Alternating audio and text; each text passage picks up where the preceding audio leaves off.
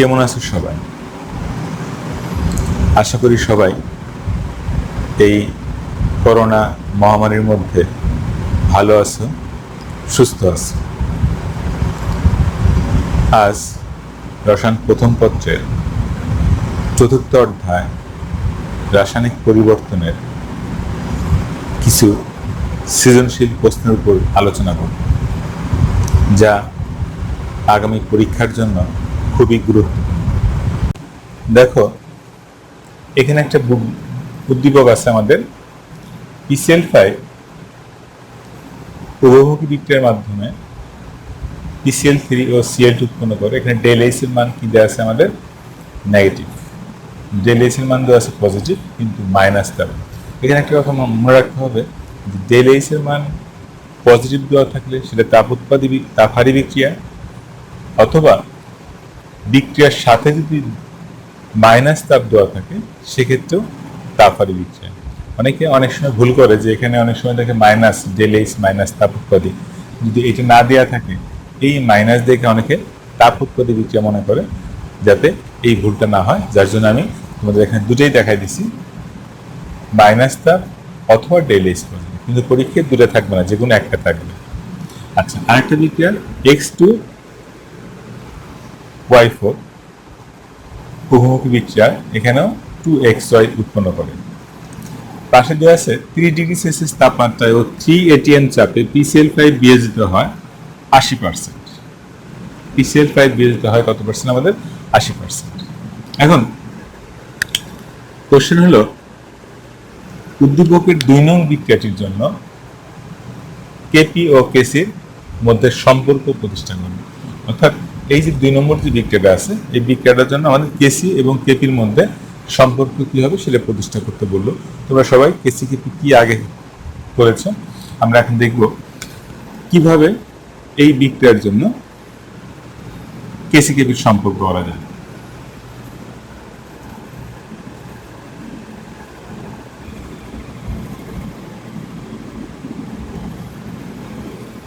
ভরক্রিয়ার সূত্র থেকে আমরা জানি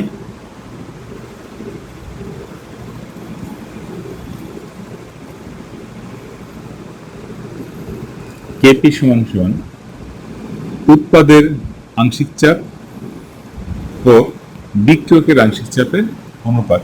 তবে মনে রাখতে হবে যে এখানে সামনে 2 বা 3 থাকলে সেটা কি হবে? তার ঘাতে পরিণত হবে। তাহলে আংশিক চাপকে আমরা কি দেওয়া পাশে Pxy2 square divide by Px2 Y4। এটা হলো ভরক্রিয়ার সূত্র থেকে আমরা কেপি লিখলাম। ঠিক একইভাবে যদি বলি কেসি, কেসি হলো কি? মোলার ঘনমাত্রার সাম্য ধ্রুবক বা সাম্যাঙ্ক। তাহলে মোলার ঘনমাত্রা বললে আমাদের সেক্ষেত্রে কি আসবে? মোলার ঘনমাত্রাকে থার্ড ব্র্যাকেট দ্বারা প্রকাশ করে, অথবা সি দ্বারা। আমরা Xy2 square divide by X2Y4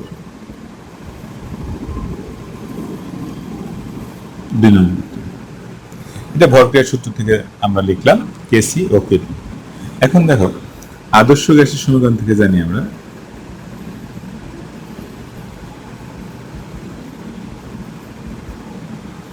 তোমরা এটা সবাই জানো, পি গ্যাসের চাপ, ভি আয়তন, এন মোল সংখ্যা, আর মোলার গ্যাস ধ্রুবক, টি তাপমাত্রা।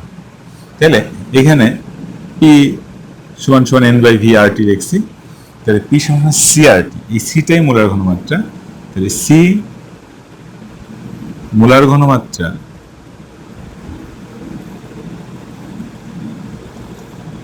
সি সমান সমান এন বাই ভি। এই মোলার ঘনমাত্রা সি দ্বারা প্রকাশ করা যায়, আবার থার্ড ব্র্যাকেট দ্বারাও প্রকাশ করা যায়। এখন দেখো 1 নং কেপি, এই পি এর জায়গায় আমরা কি বসাবো লক্ষ্য করো, পি এর জায়গায় বসাবো সিআরটি। তাহলে আমরা টান দিলাম, এখানে কি আছে? সি আর টি। পি এর জায়গায় সিআরটি, কিন্তু পিটা কার? পিটা হলো এক্স ওয়াই টু, অর্থাৎ পি হলো চাপ, কার চাপ? X Y two. তাহলে পি এর সাথে যদি এক্স ওয়াই টু, এই মোলার ঘনমাত্রা কার হবে? X Y two. এখন কারো কারো কোশ্চেন থাকতে পারে যে স্যার এখানে তো আমাদের সিআইটি ছিল, এক্স টু ওয়াই টু লিখলাম কেন? আবার অনেকে বলে সি এক্স ওয়াই টু আর টি। অনেকে বলে তাহলে এক্স ওয়াই সি এর সাথে দিলাম, আর এর সাথে দেই না কেন, বা টি এর সাথে আমরা এটা কেন যোগ করে নিই? টি মোলার গ্যাস যোগ সবার জন্য, সরি, আর মোলার গ্যাস যোগ সবার জন্য একই, আর টি তো পরম তাপমাত্রা। একটা সিস্টেমে যখন একটা তাপমাত্রা, একটা সিস্টেমে তাপমাত্রা একটাও থাকে, অর্থাৎ সেক্ষেত্রে আমাদের তাপমাত্রাটা আমাদের স্থিরের। তাই এই টি এবং আর এর সাথে আমাদের এই এক্স ওয়াই টু প্রয়োজন পড়ে না। আর এর পাওয়ার আছে কত আমাদের, দেখো, স্কয়ার। তোমরা ফার্স্ট ব্র্যাকেট দিয়ে করো। এরপরে আমাদের নিচে কি আছে? আমাদের এক্স টু ওয়াই ফোর। তাহলে কি লিখবো আমরা? C X two Y four আর এরপরে আমরা আর টি গুলো আলাদা করবো, সি গুলো। সি মানে সি হলো মোলার ঘনমাত্রা। মোলার ঘনমাত্রা মানে কি? আমার থার্ড ব্র্যাকেটও হতে পারে, আবার কি হতে পারে? সি হতে পারে। আমরা যেহেতু আগে থার্ড ব্র্যাকেট দিয়ে বেশি প্র্যাকটিস করতে থার্ড ব্র্যাকেট দেখলাম, তাহলে কি লিখবো? X Y two square divide by X two Y four, আর এখানে R T square divide by R T. এখানে আমাদের হবে কি? এক্স ওয়াই টু এবং এক্স টু ওয়াই ফোর এর পরিবর্তে দেখো 2 নম্বর থেকে আমরা কি লিখতে পারি? কে সি ইন্টু আর টি। কেটে গেলে এখানে কি থাকে? শুধুমাত্র আর টি থাকে। তাহলে আমরা কি পাচ্ছি? K P equal to K C R T. ইহাই কেপি ও কেসি এর সম্পর্ক। আশা করি সবাই বুঝতে পেরেছে। দেখো, এই উদ্দীপকেরই আমরা যদি আরেকটা কোশ্চেন করি, সেক্ষেত্রে কোশ্চেনটা কি? আমাদের বিয়োজন মাত্রা আলফা হলে উদ্দীপকের 1 নং বিক্রিয়াটির জন্য কেপি রাশিমালা বের করো। বিয়োজন মাত্রা আলফা হলে আমাদের সেক্ষেত্রে আমরা কি করব? সেক্ষেত্রে আমরা সমাধানটা করি। বিয়োজন মাত্রা আলফা দেওয়া আছে। তোমরা জানো বিয়োজন মাত্রা হলে কোন বিক্রিয়কের 1 মোলের যত অংশ বিয়োজিত হয় সেটাই হলো তার বিয়োজন মাত্রা। তাহলে এই ধরনের কোশ্চেন থাকলে তোমরা ফার্স্টেই আদি অবস্থা লিখব, আর লিখব সাম্য অবস্থা। এখন যেহেতু তার প্রাথমিক মোল সংখ্যা দেয়া নাই, কি দেয়া নাই? আমাদের প্রাথমিক মোল সংখ্যা। এইসব ক্ষেত্রে মনে রাখবা যে যদি প্রাথমিক মোল সংখ্যা না দেওয়া থাকে, এই আদি অবস্থায় বিক্রিয়কের সামনে যদি 1 থাকে 1 মোল লিখবো, 2 থাকলে 2 মোল লিখবো। তাহলে 1 মোল নিয়ে করলাম আমরা। আদি অবস্থা মানে কি? আদি অবস্থা মানে হলো যে বিক্রিয়া তুমি 1 মোল নিয়ে বিক্রিয়া শুরু করেছে, 1 মোল নিয়ে বিক্রিয়া শুরু করেছে, তখন বিক্রিয়া হয়ই না, তার জন্য উৎপাদ কি হবে? 0 হবে। এখন সাম্য অবস্থায় কি? বিয়োজন মাত্রা আলফা। বিয়োজন মাত্রা আলফা আমি সংজ্ঞায় বলছি, 1 মোলে বিয়োজিত হয়েছে কতটুকু? আলফা মোল। তাহলে এখানে কত হবে? ছিল 1, বিয়োজিত হয়েছে কত? আলফা। তাহলে থাকলো কত? 1 মাইনাস আলফা। এখন এখানে বিক্রিয়ার দিক তাকাই। এখনো পিসিএল 5 থেকে আমরা পিসিএল 3 কয় অণু পাচ্ছি? 1 অণু। সিএল 2 কয় অণু পাচ্ছি? 1 অণু। তাহলে বিক্রিয়া কি 1 মাইনাস আলফা করছে না আলফা করছে? এখানে একটা জিনিস মনে রাখতে হবে যে এখানে বিক্রিয়া করছে হলো ছিল 1, বিক্রিয়া করছে আলফা। তাহলে অবশিষ্ট আছে হলো 1 মাইনাস আলফা, বাট বিক্রিয়া করছে আলফা। এই আলফা থেকে আমি কতটুকু পাবো? এই বিক্রিয়া বলতেছে 1 থেকে 1 পাওয়া যায়, তাহলে বিক্রিয়া করছে কতটুকু আমাদের? আলফা থেকে। এখানে আলফা হবে, এখানে আলফা হবে। ওকে, নেক্সট দেখো, আমরা যখন কেপি নির্ণয় করব তখন আমাদের কি লাগবে, প্রত্যেকটা এই বিক্রিয়ক উৎপাদের প্রত্যেকটার আংশিক চাপ লাগবে। তাহলে আংশিক চাপ বাই করতে গেলে আমরা জানি আংশিক চাপ সমান সমান মোল ভগ্নাংশ ইনটু মোট চাপ। মোল ভগ্নাংশ বাই করতে গেলে আমাদের মোট মোল সংখ্যাটা লাগে। মোল ভগ্নাংশ কি, যে কোনো মিশ্রণে যার মোল সংখ্যা বাইর করব তার মোল সংখ্যা ভাগ মোট মোল সংখ্যা। এই মিশ্রণে আমাদের যৌগ আছে PCl5, phosphorus pentachloride, phosphorus trichloride এবং ক্লোরিন। তাহলে আমাদের এর মোল সংখ্যা যোগ করলে পাওয়া যাবে মোট মোল সংখ্যা। তাহলে 1 - আলফা প্লাস আলফা তাহলে থাকে কত, 1 + আলফা।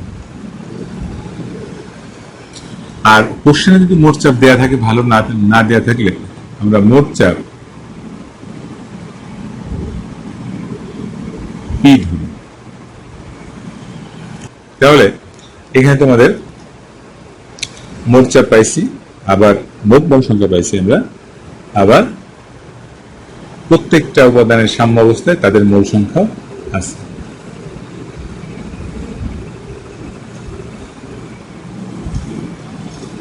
এখন যদি আমরা PCl5 এর আংশিক চাপ বের করতে যাই, তাহলে আংশিক চাপ কি দ্বারা প্রকাশ করা হয়, পি দ্বারা, প্রেসার, পার্শিয়াল প্রেসার কার, PCl5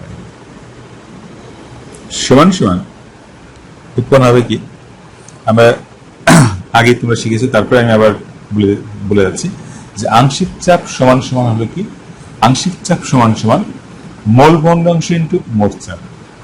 আর মোল ভগ্নাংশ কি, মোল ভগ্নাংশ হলো যে যার মোল ভগ্নাংশ বের করব তার মোল সংখ্যা ভাগ মোট মোল সংখ্যা। তাই PCl5 এর যখন আমরা আংশিক চাপ বের করব, তাই PCl5 এর মোল ভগ্নাংশ লাগবে। PCl5 এর মোল ভগ্নাংশ হলো PCl5 এর মোল সংখ্যা কত আছে, 1 - আলফা ডিভাইডেড বাই মোট মোল সংখ্যা 1 + আলফা ইনটু মোট চাপ, এই মোট চাপ। তাহলে পার্শিয়াল প্রেসার অফ কি আছে আমাদের, PCl5 equal 1 - alpha divide by 1 + alpha into P. ঠিক একইভাবে এটা যদি বের করতে চাই, PCl3 কত আছে আমাদের, alpha divide by 1 + alpha into P. ঠিক একইভাবে PCl2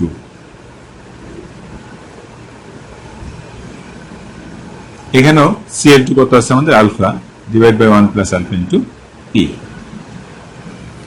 এখন প্রত্যেকটা, যেহেতু আংশিক চাপ বের করতে গেলে আমাদের সবার কি লাগে,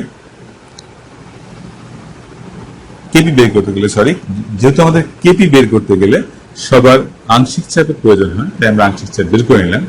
এরপরে কেপি জিনিসটা কি, কেপি সমান সমান PCl3 into PCl2 divide by PCl5।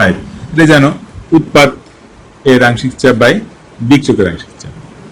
এখন এই মানটা এখানে যদি বসাই আমরা, সরলীকরণ করলে আলফা ভাগ 1 + আলফা ইন্টু পি, আলফা ভাগ 1 + alpha into P into 1 + alpha 1 - alpha into 1/p। তোমরা সবাই ম্যাথ ভালো করো।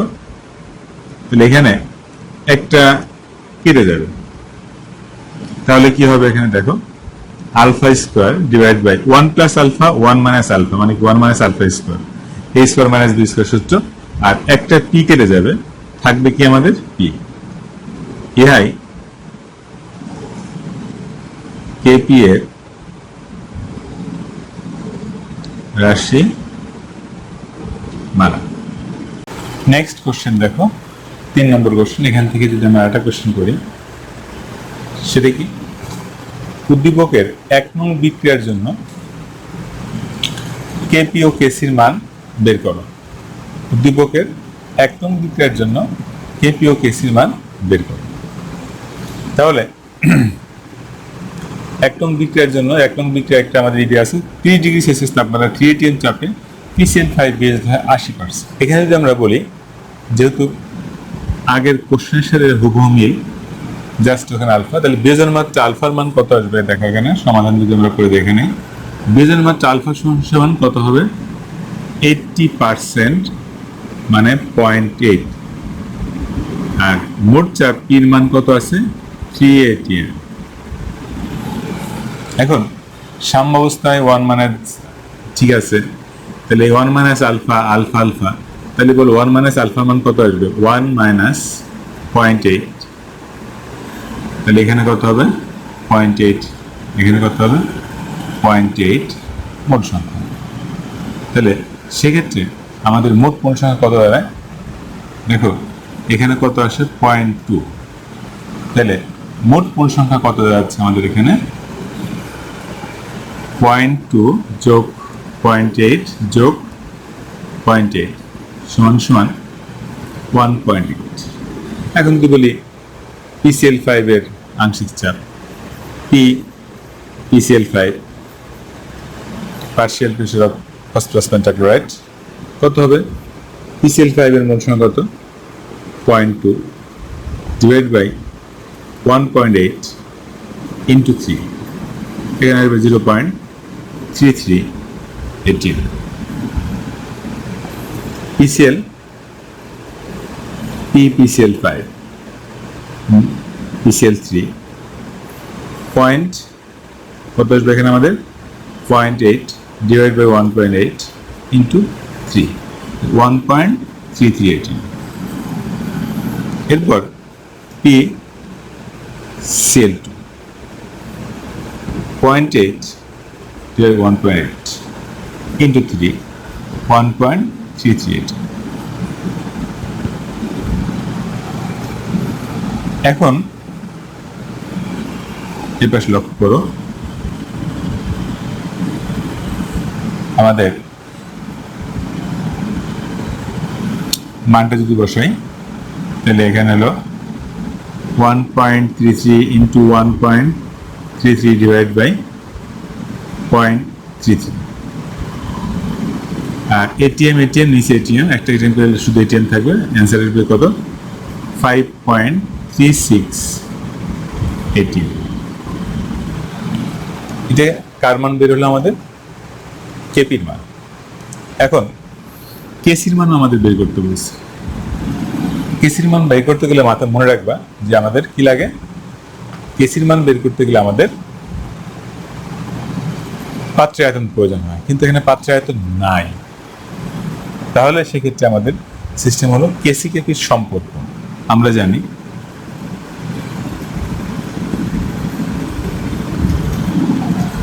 KP equal to KC RT del N. তাহলে আমরা জানি KP equal to KC RT del N. তাহলে এখানে কেসি সমান সমান কি হবে? KP by RT del N. এই অঙ্কে ফার্স্টে তোমাদের যে কাজ বের করতে হবে কার মান? ডেল এনটা। ডেল এন কত? দেখো ডেল এন হলো কি? উৎপাদ ও বিক্রিয়কের মোল সংখ্যার পার্থক্য। উৎপাদ কোনটা এখানে? PCl3 Cl2, এর মোল সংখ্যা তো 1, এর কত 1। উৎপাদের মোল সংখ্যা কত? তাহলে 1 + 1 মাইনাস বিক্রিয়ক 1। তাহলে পার্থক্য কত আসে আমাদের? 1। ডেল এন যদি 1 হয় তাহলে তোমার আরটি লাগবে। আর আর এর মান যেহেতু এখানে আমাদের চাপ এটিএম এ দেওয়া আছে, তাহলে আর এর মান কত হবে আমাদের? 0.0821 litre ATM per kelvin per. আর টি কত দেওয়া আছে আমাদের? টি 30 ডিগ্রি, অর্থাৎ 3, এই টিটা হলো আমাদের পরম তাপমাত্রা 303 কেলভিন। এখন তুমি মানটা বসাই দাও। মানটা বসাই দিলে দেখবা যে মান আসছে 5.36 ডিভাইড বাই 0.0821 ইন্টু 303। অ্যান্সার আসবে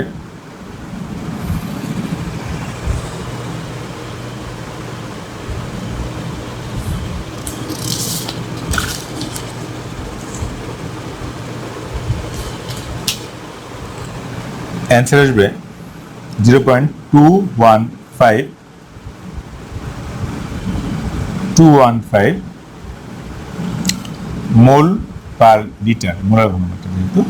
তাহলে এটা আমরা দেখো, তাহলে প্রথমে কেপি বের করলাম, এরপরে কেপি ও কেসির সাহায্যে আমরা সম্পর্ক থেকে কেসিটা বের করলাম। এই অঙ্কটা অনেক ইম্পর্টেন্ট, এটাও আমাদের পরীক্ষায় থাকতে পারে। নেক্সট কোশ্চেন, উদ্দীপকের 1 নং বিক্রিয়াটিতে তাপমাত্রা বৃদ্ধি করলে সাম্যাঙ্কের মানের কি পরিবর্তন ঘটে তা লেখচিত্রের সাহায্যে ব্যাখ্যা করো।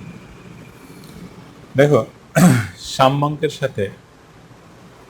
সাম্যাঙ্কের সাথে তাপমাত্রার একটি সম্পর্ক প্রতিষ্ঠা করেছে বিজ্ঞানী ভ্যান টপ। এই ভ্যান টপের সমীকরণের সাহায্যেই আমরা এই কোশ্চেনের উত্তর দেব। ফার্স্টে আমরা যদি বলি ভ্যান টপের সমীকরণটা কি,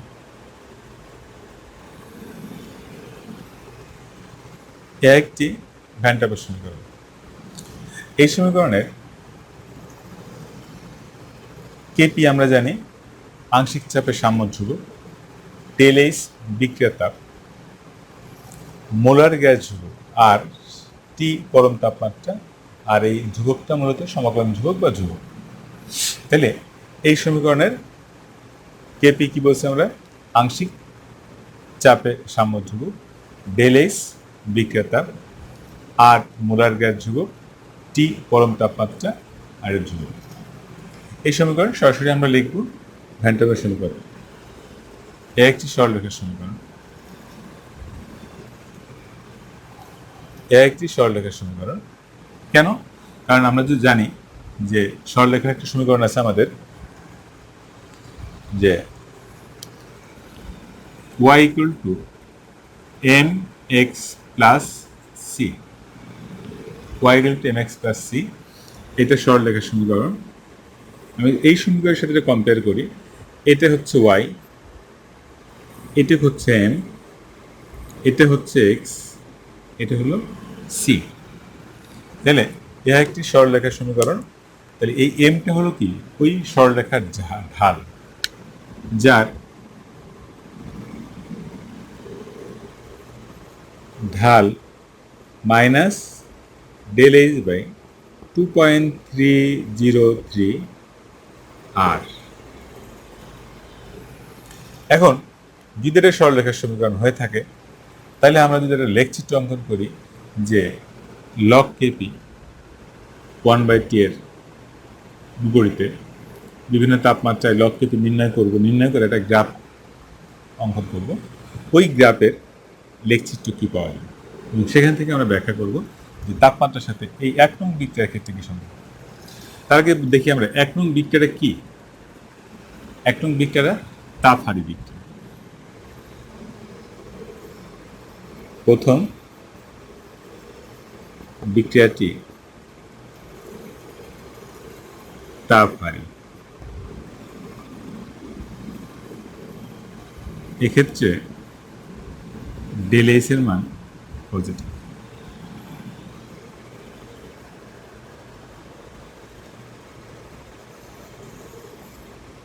এই বিক্রিয়ার ক্ষেত্রে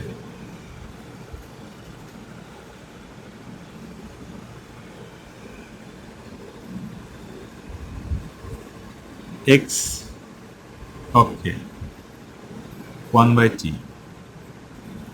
এবং ওয়াই অক্ষে, দেখো এক্স অক্ষে কে যাবে 1/t আর ওয়াই অক্ষে কে যাবে লগ কেপি। লগ কেপি বসিয়ে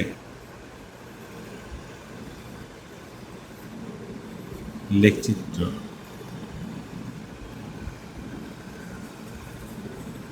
পাওয়া যায়।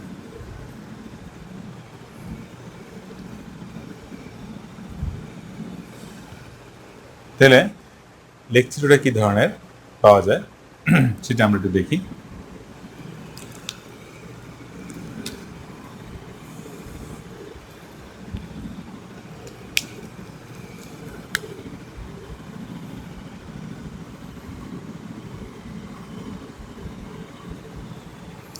আমাদের লক্ষ্য করো এখানে এক্স অক্ষ বরাবর কি 1/t আমরা সেটা লিখছি, তাহলে এদিকে নিচ্ছিল কি 1/t এবং ওয়াই অক্ষ বরাবর নিচ্ছি, যেহেতু Y equal to mx, Y অক্ষ বরাবর লিখে নেব আমরা log kp। এখন এই বিভিন্ন তাপমাত্রার এগেনস্টে, তাপমাত্রা 1/t এর এগেনস্টে লগ কিপির যে সরলরেখা পাওয়া যায়, সেই সরলরেখাটা কী ধরনের পাওয়া যায়, এই বসালে দেখা যায় পরিকল্পিত মান থেকে সরলরেখাটা পাওয়া যায় আমাদের এইভাবে, এরকম একটা স্ট্রেট লাইন পাওয়া যায়। এই স্ট্রেট লাইনের যে ঢালটা, সেই ঢালটা কত আমাদের,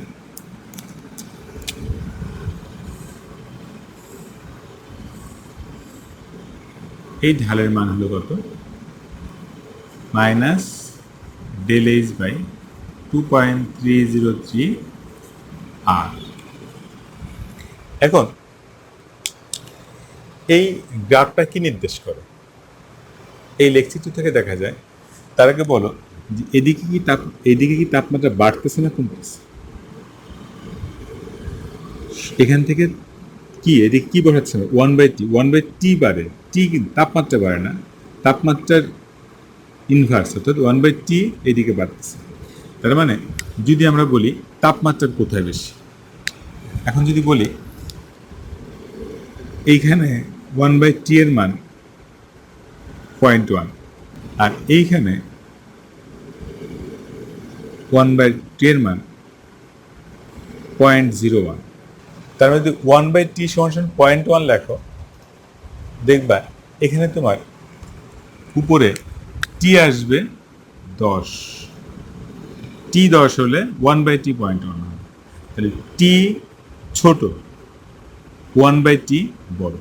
আর এখানে যদি তুমি এই ইস্যুতে বসাও তাহলে দেখবে যে এখানে আসবে আমাদের 100। তাহলে একটা জিনিস দেখো, যেখানে 1/t বড় সেখানে টি ছোট, তার মানে এদিকে তোমার কি হয়, এদিকে তোমাদের তাপমাত্রা হ্রাস পায়। তাহলে উল্টা দিকে অর্থাৎ এদিকে কি হচ্ছে, আমাদের তাপমাত্রা বৃদ্ধি পায়। এই বিক্রিয়াটা কি বিক্রিয়া, আমাদের